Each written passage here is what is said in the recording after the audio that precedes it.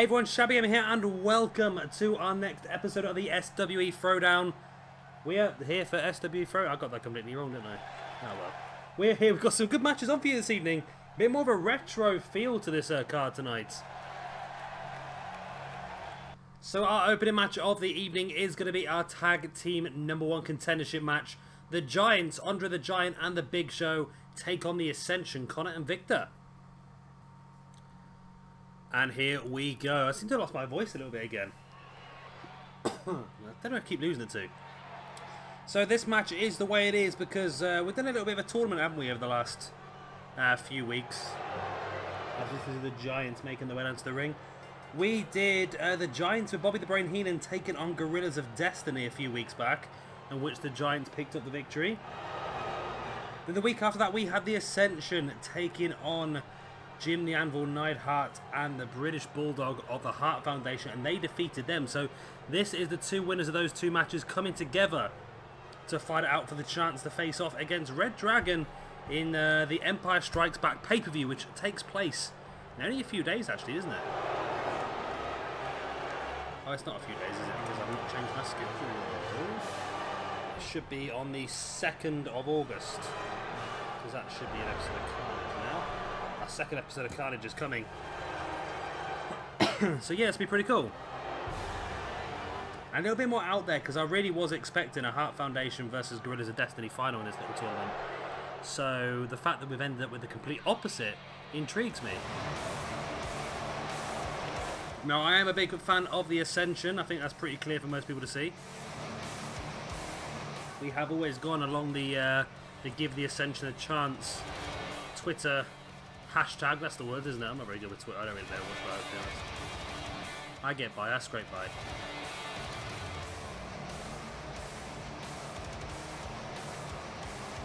So that'd be pretty interesting to see exactly what happens here. I think probably on paper, I think the Giants are probably the stronger of the two teams, but you never know with this game what it does churn out. We've seen some pretty weird victories over the past few weeks, especially in matches that are supposed to be, in inverted commas, squash matches. So talking about matches this evening, we have had a couple of dark matches. One of them was quite a big match actually, but because I did try and record it to have as part of the show, but because it was a 6-man tag, evidently it did not work. That was Bret Hart, Owen Hart and the British Bulldog taking on the Gorillas of Destiny with Roman Reigns. So very interesting, that match. It was a victory for Bret, Owen and Bulldog. And we also saw Red Dragon, the current Throwdown Tag Team Champions, taking on the Prime Time Players in a tag team match, and that was won by Red Dragon. So Red Dragon have built up a little bit of momentum moving forward into the pay-per-view. Can one of these two teams, well I'm sure one of them will, one of these two teams will also build up a bit of momentum and join them there to fight it out for the Tag Team Championships. Tell you what, our Throwdown card is looking pretty good now. If I go through that quickly for you for the Empire Strikes Back pay-per-view. We're going to start things off on the show with CM Punk taking on Owen Hart. No reasons that match, just is going to be amazing. We've also got Red Dragon versus the winner of this match. As announced last week, Bret Hart will take on a opponent chose for him by Samoa Joe and Roman Reigns. Bayley will defend her Women's Championship against the winner of a triple threat match here this evening between Becky Lynch, AJ Lee and Charlotte. We of course have got Samoa Joe challenging Luke Harper for the United States Championship. We have got another amazing triple threat match, Tetsuya Naito versus Dolph Ziggler versus Austin Aries in a triple threat. And then of course our main event for the Throwdown Championship, it will be Roman Reigns challenging Zack Sabre Jr. for the championship inside a steel cage. Now the cage idea was just to try and keep this match to a one-on-one. We don't want Joe getting involved or Gorillas of Destiny or anyone like that who may also be aligned with Roman and Joe now as well. Wow, the Giants have just bodged it. The Giants have actually won this one by countout. I cannot believe that. Andre the Giant being very clever there, just sending Connor over and over and over again into the ring steps, and really a bit of a dodgy victory, but the Giants have done it. I'm a bit disappointed. I want to see the Ascension pull this one off, but Andre there slid just back in the ring in time for the 10. And it wasn't pretty, it wasn't the best way of doing it, but the Giants are victorious here, and they're going on to face off against Red Dragon at the pay-per-view for the Throwdown Tag Team Championships. Wow. That's what the game's given us. I said I'll only re-record if it's a really dodgy glitch or a double count-out, but they've used their tactics pretty well here, Andre the Giant, and has got themselves a championship match. I did say it was a bit of a retro card tonight, didn't I? Here, as we're going to see Kevin Nash taking on Psycho Sid. And here we go. Yeah, I'm definitely losing my voice a bit. That was a proper sort of WWE tag team match. That wasn't a dodgy ending and all sorts. Where's my voice going? It was a proper dodgy WWE ending, that one, based on what happened at Battleground and so forth last week as well. And it has been one of WWE's little tricks recently, these terrible sort of finishes, and especially at pay-per-views for championships and so forth. It gets frustrating. Wasn't it the did the Usos lose by count-out at the last pay-per-view before Battleground, before they lost the belt? I don't know. It's a bit weird, wasn't it? But there you go. So Kevin Nash making his way down to the ring. Not very often we see Kevin Nash on his own, but a good opportunity for him to show what he can do. Of course, Nash and Hall were not involved in the tag team tournament because they actually had an opportunity for the tag team championships at the last pay-per-view, Second City Throwdown, which they were on the losing end of. So they were the tag team that was dropped from the tournament. And of course there will be some new people joining the Throwdown roster after the pay-per-view, I think, because we're so close to the pay-per-view, we might as well get through to the end of this month and then bring in the new people. Of course, we have lost quite a few members of our Throwdown roster to Carnage, so in their place we'll be joining quite a few new members as well, and I really think some people that are going to strengthen this roster pretty well. I think the hardcore division, I mean, we've had the discussion already on Carnage, but we don't really think the hardcore division suited Mayhem and Throwdown necessarily very well. It was good, but it wasn't really getting the showcase it deserved most of the time, which is why we're giving the hardcore division its own show to sort of to showcase its abilities on. And I think our opening episode of Carnage was pretty entertaining, and we've got some more interesting stuff coming up for you, obviously, on next Monday with our second episode of Carnage. As Psycho Sid slowly making his way down to the ring. A match I remember from my youth, this one, actually, because I remember Psycho Sid versus Kevin Nash had a powerbomb match, or a jackknife match. The winner was the first person to jackknife their opponent.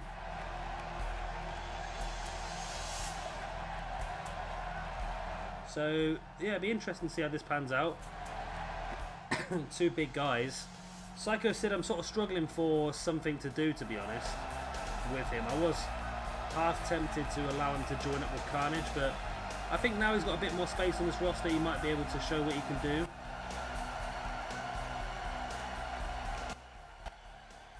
Joining, you never know what else we could give to Psycho Sid to keep himself entertained.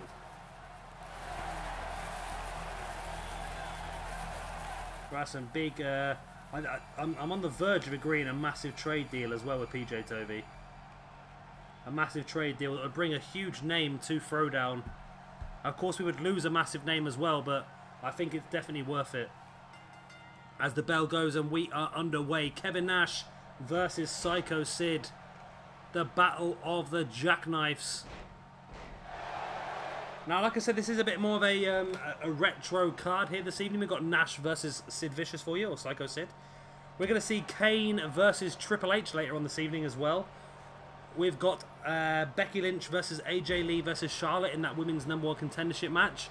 And then our main event of the evening is going to be the Phenom, the Undertaker, taking on Goldberg. So real interesting set of matches here. I think Throwdown and Mayhem have very quickly become more retro style rosters, whereas Adrenaline and Octane have become rosters for the more up and comers. There are a few people that sort of span across the genres, but still I think that's the way that it seems to have panned out a little bit now.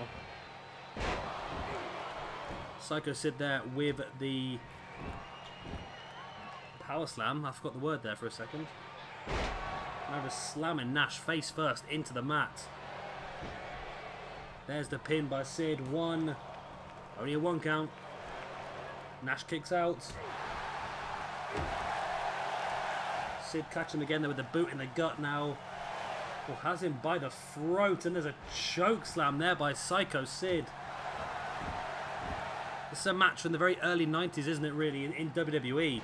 And then, of course, moving into the late 90s in WCW as well. Both these guys jumped ship at the time.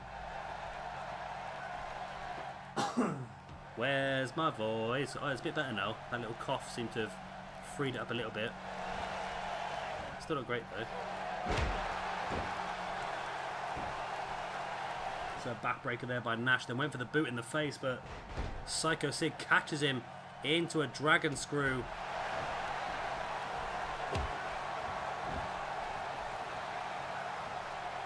Again, Sid now just dragging Nash away from the ropes. What's he have planned now? Brings him back up to a kneeling base and double axe handle straight across the back. There's the pin. It's only enough for a 2 count by Psycho Sid. It's been a big win here for Psycho Sid. We've not really seen him on TV so far. This is his first appearance on TV. Every other match he's had so far has been dark. But he has done okay. And this could really be a chance for him to push on to the next level, really, couldn't it? But again, Nash also wants to try and show that he is not just going to be a tag team wrestler. He can get across different areas, span many genres. He's a genre spanner. Big boot there by Nash. And then dropping an elbow right into the chest of Psycho Sid as well, too. Only a 2 count. The referee did stop counting, though. Like before he kicked out, as always. Nash now in control and stalking the grounded Psycho Sid. Does he have a jackknife available? He takes him in. Hoists him up, the strength. And there's the jackknife powerbomb. Straight into the pin. 1, 2, and 3. And Kevin Nash picks up the big singles victory against Psycho Sid. Big win. Sid will be disappointed, but Nash, like I said, has proved himself now as not just a tag team wrestler here. Of course, he's a former WWF champion. And he'd love the opportunity to be an SWE champion at some point, I would imagine. But will he get the opportunity? If he starts to chain more victories like this together, it'd be hard to say no to him, really, wouldn't it? The rankings will soon start to tell the story of who should be getting those championship matches. Of course, the rankings are still not quite... They're bedding in a little bit now. It's looking better. I think the introduction of tournaments and so forth we've done has definitely made it better, but I still don't think it's absolutely spot on. I think as time goes on, it's going to get more and more in-depth, the rankings. And there we go. Kevin Nash victorious here this evening, defeating Psycho Sid. What does the road have planned next for Kevin Nash then? Only time will tell. But what I will say is this huge trade that I'm trying to organise with PJ Tovey may just have,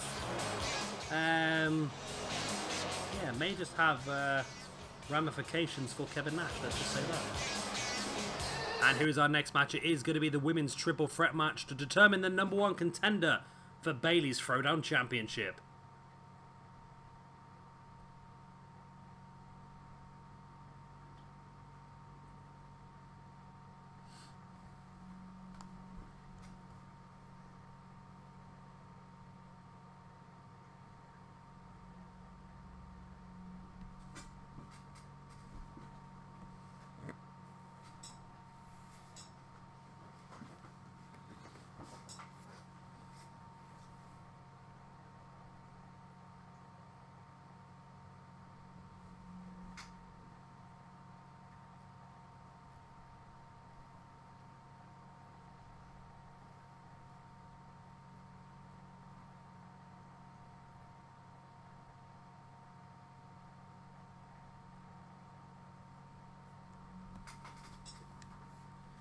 And here we go.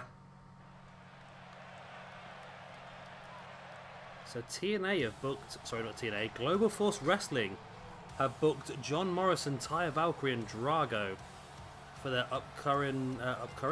upcoming live shows across the UK. That's across the US. That's interesting. I wonder if that means that we might see them in the TV tapings as well. You'd hope so. So that's the one really good thing about having Jeff Jarrett back in Global Force Wrestling, is that man knows how to create some pretty beneficial connections with different companies that really does help his own company out, and that's something that I think that more people should do.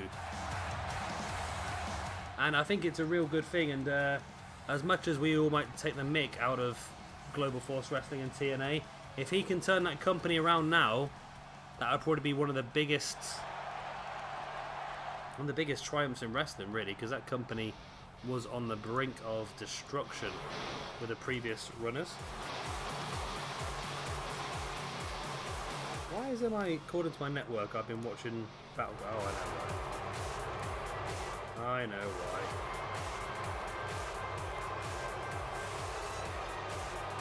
I haven't watched Battleground yet. I've seen some very, very poor reviews of it, so I've not really been that bothered about actually watching it. I understand the tag team match to open things off was pretty good, but apart from that, it was a pretty dead pay-per-view. The Punjabi Prison match, I've never seen a Punjabi Prison match in my life. I never bothered with the previous ones because Great Khali was in there, and I never thought that he was an entertaining wrestler, to be honest with you. Too big and too slow for me. Of course, I know what happened at Battleground. I know the certain returns that happened. And yeah, it's a bit of a weird one for me. I'm not quite sure. It's obviously going to be beneficial for them, and it's one of those sort of things where we've got to realise that they're doing it to earn a lot more money, and that money is being heavily back invested into the company. If you look at stuff like the Cruiserweight Classic, the Mae Young Classic, the UK tournament, all this sort of stuff cost a lot of money to do. And if we have to suffer through a little bit of a championship run for Jinder Mahal for 6 months, then so be it. But one thing you need to realise, and I've had this discussion with a lot of people, is that I guarantee majority, 95% of you out there hates Jinder Mahal. You really despise seeing Jinder Mahal as the SmackDown Live champion. But doesn't that make Jinder Mahal a fantastic heel? I mean, I'm a massive fan of Kevin Owens. I'm a massive fan of who else? Who's another one? Like AJ Styles when he first came in. The Miz at the moment as well. These are all people that are supposed to be playing a heel, but are getting cheered constantly. Jinder Mahal is playing a heel, and he is getting booed out the building. I'm sorry, but that, in my opinion, makes Jinder Mahal the best heel the company have. People are desperate for Jinder Mahal to lose the championship. People are going to tune into SummerSlam to see Jinder Mahal lose the championship to John Cena. And exactly, straight away, people are going to tune into SmackDown to see that. They're going to tune into SummerSlam to see that, and that's the main thing. That is why that Jinder Mahal, for me, works. And Great Khali rejoining now. He's only going to be a henchman for Jinder, I would imagine. He's not going to be going on main event runs himself, even though he stole the championship off Jinder Mahal. But it's a good move for them, I think, for more merchandising and getting more people watching the show in other countries. And that is what I think is going to happen. I think the thing is that Jinder Mahal is so hated. He is the only person I can think of in recent history who could possibly get John Cena over. And if Jinder Mahal goes into a match at SummerSlam against Cena one-on-one, I can guarantee you all of a sudden John Cena is going to be cheered once again. And that is going to be quite an interesting sight to see. The enemy of my enemy is my ally. That's the old phrase. And I think that's how it's going to work with John Cena at SummerSlam. The crowd are not big John Cena fans, but all of a sudden, if it means that we can get the championship back off Jinder Mahal, he's going to get cheered.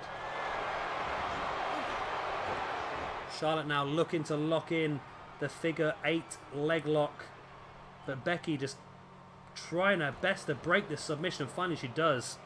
Charlotte held it for so long.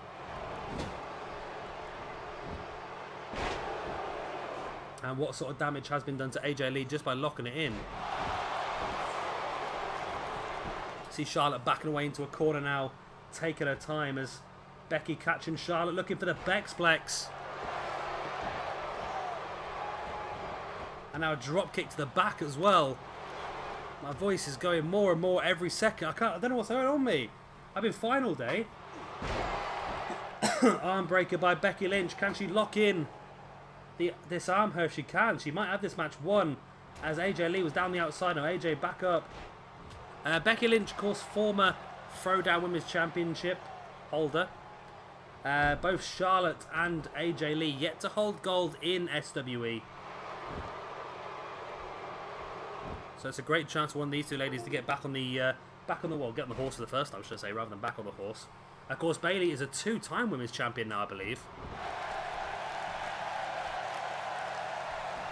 AJ Lee, big knee strike to the face of Charlotte.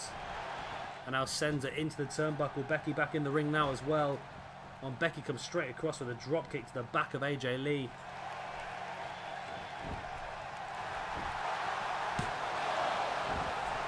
Going for the pin on AJ, but AJ kicked out. Charlotte sending Becky into the corner. Becky with the elbow. A big chop as well. Went for the right hand, but Charlotte fighting back with the forearm. Went for the drop kick, but Becky avoids it and went for AJ and catches the front chancery now. All of a sudden, Becky Lynch and Charlotte working together. Two members of the Four Horsewomen working together to eliminate AJ Lee, but Charlotte turns it straight round into a neck breaker. There's the pin on Becky Lynch. 1, 2, only a 2 count. Charlotte desperate to get in a good performance here and get herself in that championship match. Charlotte has not really taken any great opportunities so far. I think as time has gone on in SWE, she's never really given herself the best chance. She's lost some pretty big matches. She's lost some matches that you'd on paper have a guarantee to win as well. Like she'd lost to Dana Brooke at the end of season 1, and that's no offense to Dana Brooke, but you'd think that Charlotte would have Dana's number. So yeah, Charlotte has never really been fantastic so far. Charlotte now eyeing up Becky Lynch. Becky catching Charlotte with the front chancery. Oh, nice little kicking combination here by, wow, AJ Lee and Becky Lynch. Charlotte rolls out the way. AJ now, oh, locking Becky Lynch into the Black Widow.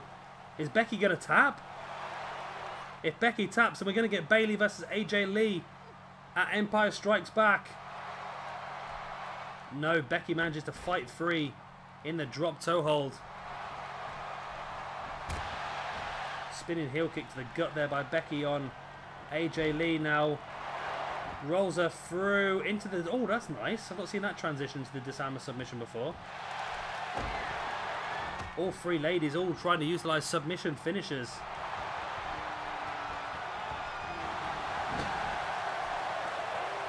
I tell you what, I could not wait for 2K18. I want to get the old... I want to get match types, the match creator in, because I'm thinking like Fatal 4-Way Iron Man match like we had at Ring of Honor.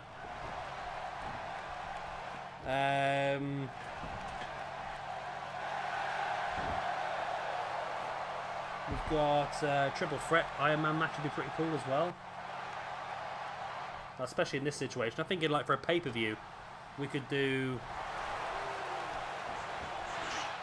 like yeah, Triple Threat Iron Woman match would be pretty cool, wouldn't it? AJ now with the pin after DDT on Charlotte. 1, 2, not even a 1 count. AJ now elbows right to the shoulder of Charlotte. And that's a clever move. I think that's weakening Charlotte more for Becky, really. Becky with a Bexplex on AJ Lee. There's the pin. That could be enough. You know, Charlotte's down as well.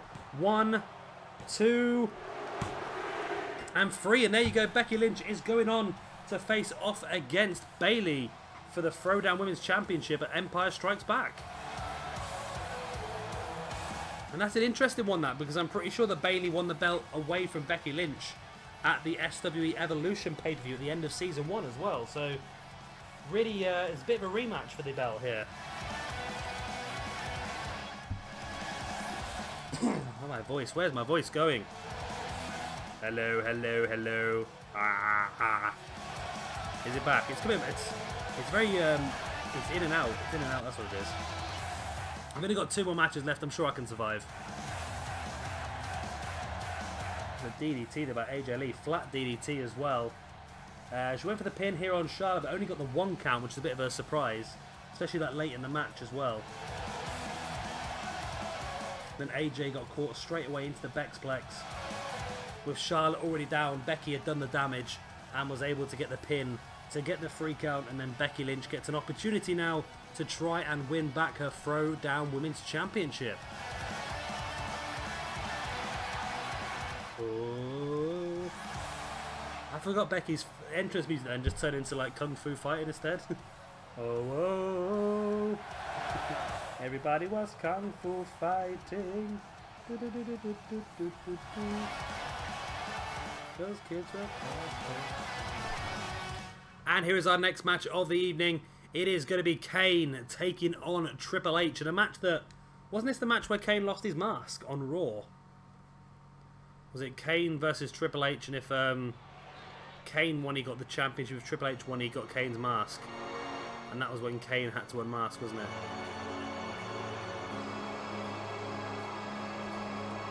So pretty interesting now to see if Kane can return history and get himself a win, because this would be a massive win here for Kane as well. We've not seen much of him so far on Throwdown. Same with Triple H, he's not had the best of times so far. This is Triple H's 2nd match though this month actually, so it's not too bad. Actually, he's probably one of the most used, actually looking at it. Triple H had a triple threat match at the first pay-per-view, which he lost. He had a one-on-one match against Randy Orton earlier in the month, which he won. And now he's got this match here against Kane. So Triple H has got a good chance here to get himself a few more ranking points. Whereas Kane, we've not really seen much of Kane at all, have we really? Was he involved in month 1? He was. He won a triple threat match against Baron Corbin and Dean Ambrose. So Kane must be looking pretty good at the moment on the rankings. So this is a great chance for him to continue to build on those rankings. And of course, in the main event this evening will be his brother, The Undertaker.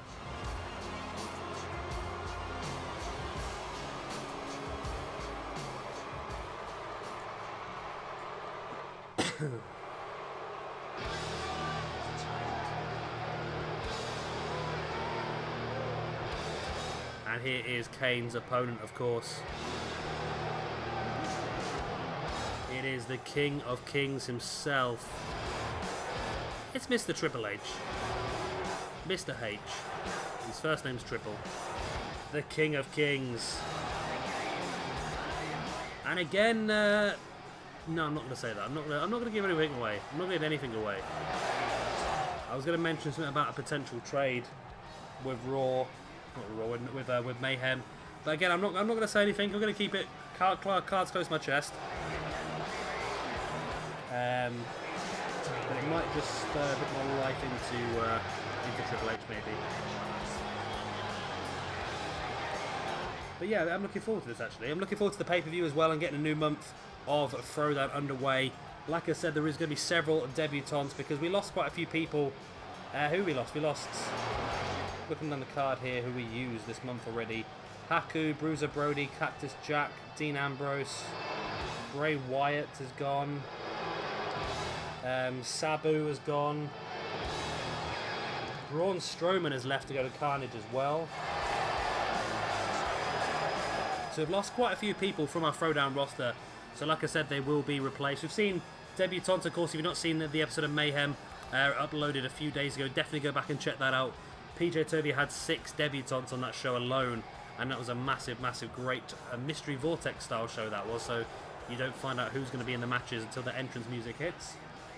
Also, we saw a couple of debuts in Octane a couple of days ago as well, didn't we, with the likes of AR Fox, of course, boosting up the Cruiserweight division.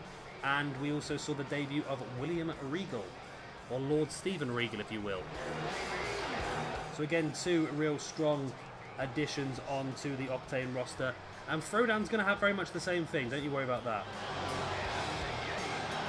There is a big trade coming as well with Throwdown. Not just with Mayhem, but other ones as well that I've got planned in for after the pay-per-view. So I think our Throwdown roster is going to evolve quite a bit after the Empire Strikes Back pay-per-view. It should evolve anyway. I need to discuss more with PJ Toby though, because I'm pretty sure I want the Usos as well. There you go. And the bell has gone. We are underway. The Undertaker versus Goldberg is our main event, but this one is Kane versus Triple H. Again, like I said, pretty much a retro card here this evening with the matches we had. Psycho Sid versus Kevin Nash, Kane versus Triple H, Undertaker versus Goldberg. We've gone very Attitude Era.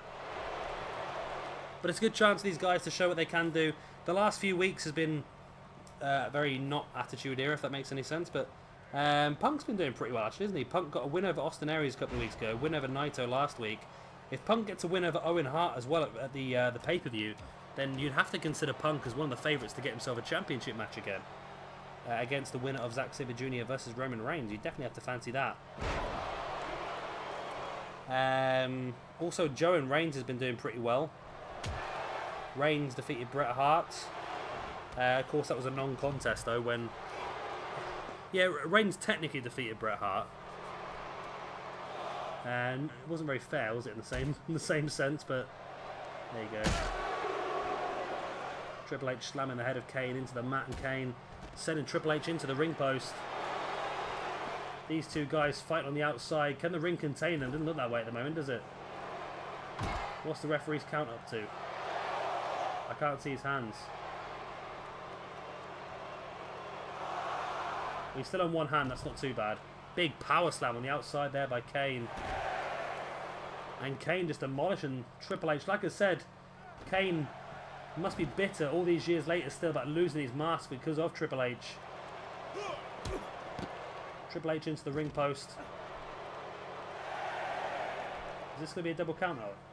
Go on, Kane, get in. Oh, yes, Kane got in just in time. So I get so annoyed with double countouts. I get so excited when they're avoided. Kane with the pin. 1, 2. Only a 2 count, but Kane is demolished. Triple H with the arena so far. On Kane's lining it up already. Oh, I thought he was. He's not in the end. He's taken Triple H up, though, into a power bomb, and Triple H caught the back of his neck on the ropes. Kane rolling Hunter over. What's he looking for now? A big boot to the back of the knee of Triple H before bringing him back up to a standing base. Gorilla pressing Triple H above his head and drops him down hard. And you can see the form that Kane is in here. I think Triple H is really struggling. Still only a 2 count, but at this rate, you just wonder how long it's going to be before Triple H has to stay down for the 3.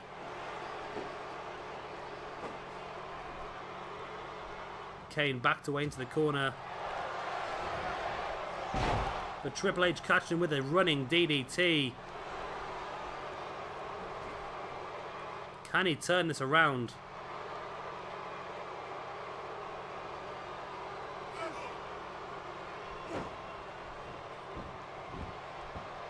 Triple H is choking Kane down. And Triple H has turned this around a little bit, but does he have enough to finish Kane off? That's the problem. Kane's done a lot of damage to Hunter so far. Triple H big boot right into the chest of Kane. There's the pin. 1, 2. Only a 2 count.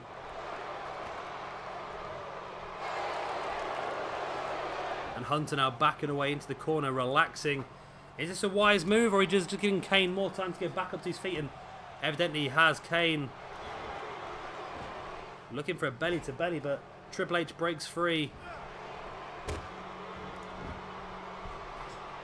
And Triple H does continue the assault. So Kane almost turned it around there. There's the big spine buster. There's the pin. 1, 2. Only a 2 count. Hunter can't believe it. He thought he had the match won there. Hunter now dropping an elbow right into the chest of Kane. stalking the grounded monster, the devil's favourite demon, boot in the guts, hook in the arms. There it is, the pedigree by Triple H on Kane. There's the pin. 1, 2, and no! The devil's favourite demon is kicked out of the pedigree. Triple H could not believe it. He thought he had this match won there. Done and dusted as far as he was concerned. Hunter with the boot right in the gut now. Bringing Kane back up. Ooh, big knee to the face. Kane now backing into a corner, just trying to get a few seconds to get his he's getting something back. Composure, that's the word I'm looking for. Getting his composure back. But I was so uncomposed I couldn't think of the word.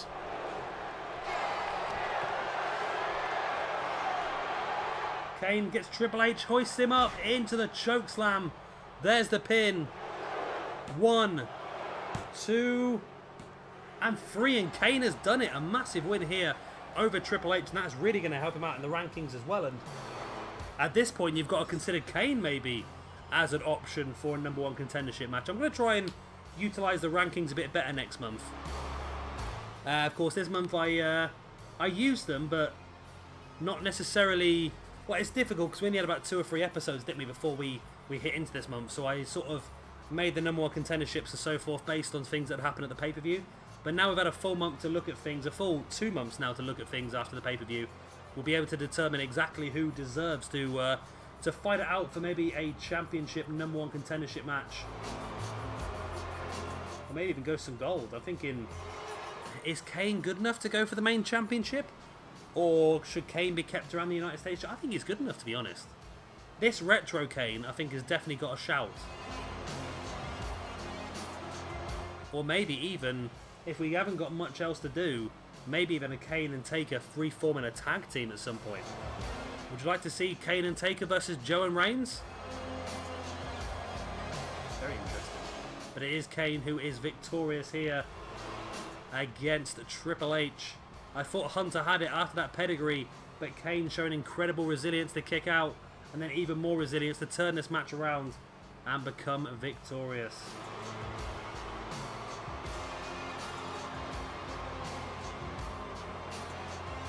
Time for some flames. Bow, wow, wow, wow. My favourite Kane theme music was Slow Chemical by Finger 11. And now it's time for our main event of the evening. The Undertaker takes on Goldberg one-on-one. And here we go. No, I didn't press the button. Now press the button. We're good to go. So the Undertaker versus Goldberg.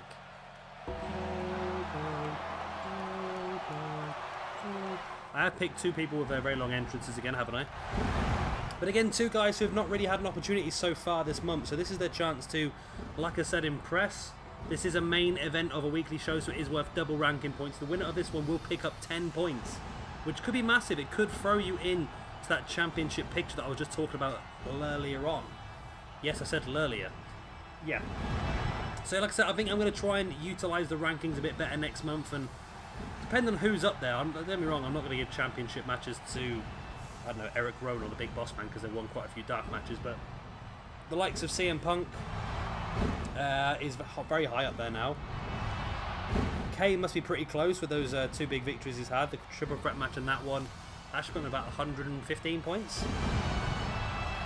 So a lot of it's going to depend on the pay-per-view as well, because, like I said, Punk versus Owen Hart, that's on a pay-per-view, that's worth double points. So that's worth 10 points alone, that one. So that could put Owen Hart or CM Punk firmly in that picture as well. The likes of Naito, Ziggler and Aries in a triple threat match, because of course it is double points, like I said again. So triple threat match normally worth 10, so on a pay-per-view that's going to be worth 20 points. So that could really thrust one of those 3 guys into the championship picture as well. So it really is interesting. I'm starting to really enjoy the fact of doing this ranking system. It was a little bit iffy to start off with, and I know sometimes it's difficult to keep track of. But I think once, I'm going to have to do it at the weekend, I think, but it's still not completely up to date. It's up to date, but I need to do the Carnage one. I think that's going to take me a long time to try and figure it all out and all that sort of stuff. So we'll do that over the weekend, this weekend. So everything should be up to date. But apart from that, the ranking points should be up to date already. Maybe not this show, though, because literally it's just been uploaded. But, you know, we're getting pretty close. So the Phenom, the Undertaker, the man, I'm pretty sure we're all assuming now he has retired. However, you're never too sure, are you? You can never really tell, can you? You don't know what might happen.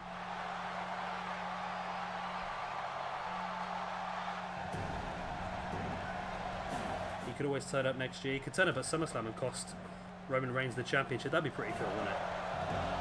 Can you imagine if Reigns is about to win the championship and Taker comes out and just destroys Reigns? Because it's a bit weird, because, don't get me wrong, Roman Reigns did retire the Undertaker, but he's not necessarily been... He's not... what am I trying to say? He's not been a good winner, shall we say. He's sort of rubbed it in everyone's face, hasn't he? So I think the fact that he's done so might even entice Undertaker back out. I don't know. It's a bit of an iffy one, isn't it?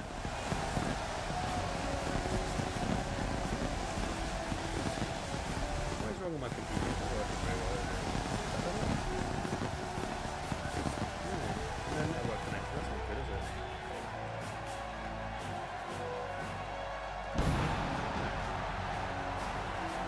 No, it is working. And now all of a sudden it's just gone absolutely crazy now. So my phone's just... There must be something must have gone on my internet there for a second, because my phone's just connected as well. And all of a sudden I've got tons of notifications.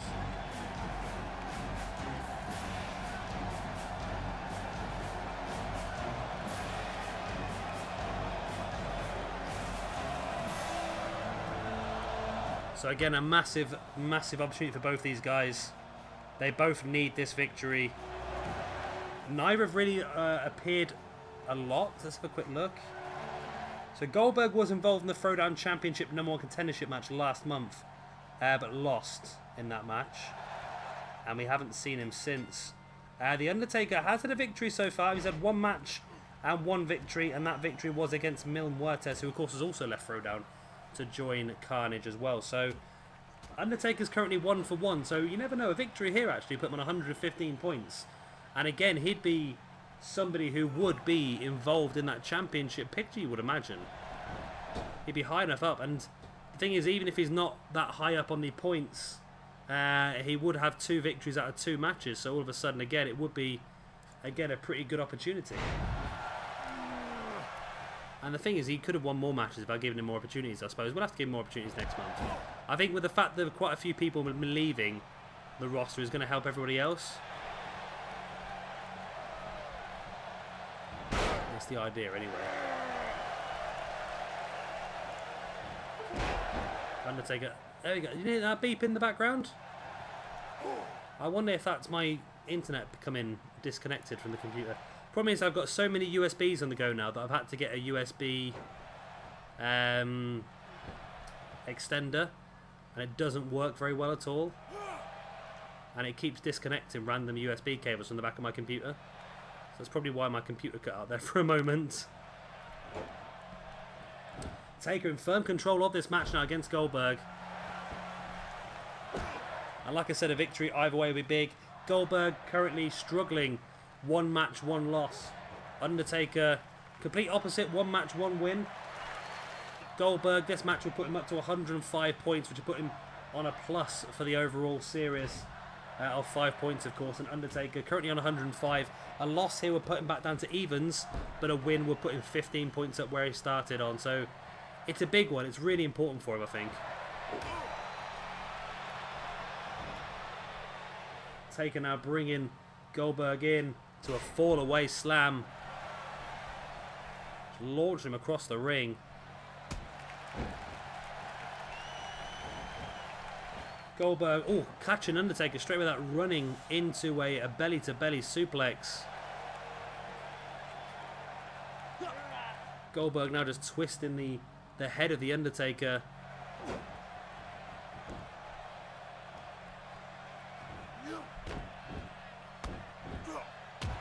And Goldberg in control of this one now, keeping Taker grounded, which is probably the best thing.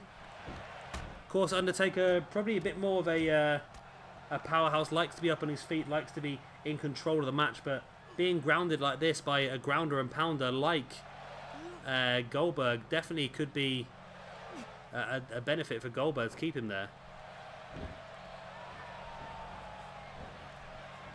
But Taker, there we go, playing possum. Goldberg tried to bring him back up to a standing base, and that's exactly where Undertaker wants to be. Taker now stomping on the arm of Goldberg, and again stomping on the back of the head now.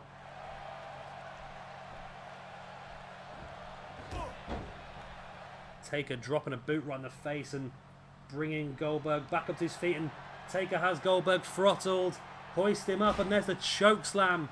It was enough for Kane to beat Triple H, but it's all. Undertaker deciding against going for the pin.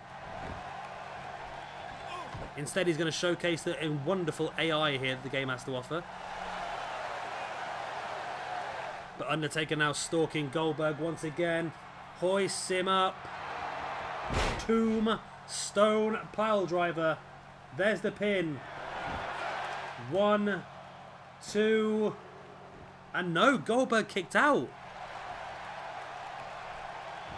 Wow.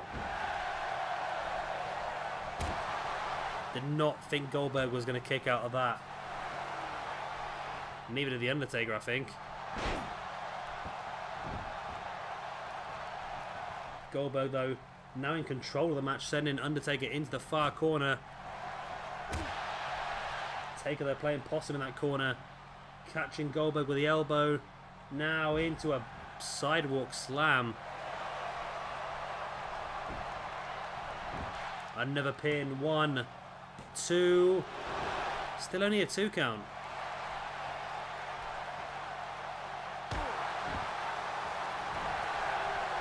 Goldberg avoiding Taker's boot in the back and taking Goldberg up. But taking Undertaker up, should I say.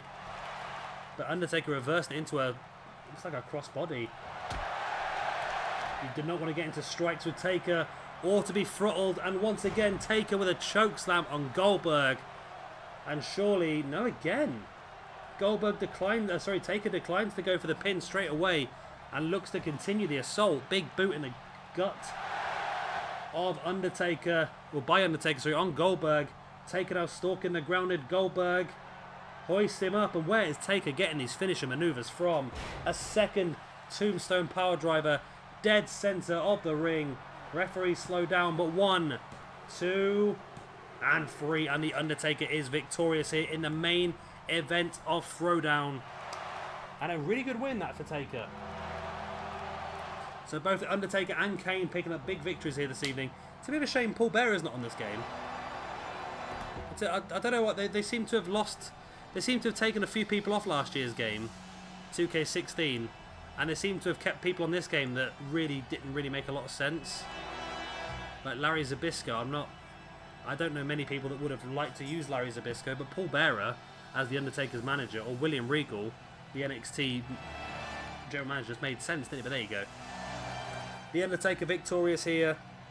That is going to be pretty damn good for him on the rankings then. So he's going to move into next month with 115 points now? Yeah, 115 points. Which in my opinion could be enough to get him involved in a #1 contendership match. Like I said, Kane's up there as well. CM Punk is in the picture. And I'll have to see if anyone manages to join them with big victories at the pay-per-view. Which of course, like I said, is coming up for you on the 2nd of August. Yeah, 2nd of August. So guys, that's the end of this episode of Throwdown. I hope you have enjoyed it. I do apologise for my commentary. My voice has been very raspy and disappearing slowly throughout the entire show. But we have made it to the end. It's been an interesting match, an interesting show. We know we're going to see the Giants versus Red Dragon for the Tag Team Championships now at the pay-per-view. We know we're going to see Becky Lynch versus Bayley for the Women's Championship. Like I said, CM Punk versus Owen Hart. We have got Bret Hart versus an opponent of Roman Reigns and Samoa Joe's choice. We've got Samoa Joe taking on Luke Harper for the United States Championship. We've got Naito versus Ziggler versus Aries in a triple threat match. And then our main event of the evening, Zack Sabre Jr. versus Roman Reigns inside the steel cage. I've been Shabby Gamer, thank you very much for watching, and I'll see you very, very soon for our next episode of SWE. Cheerio.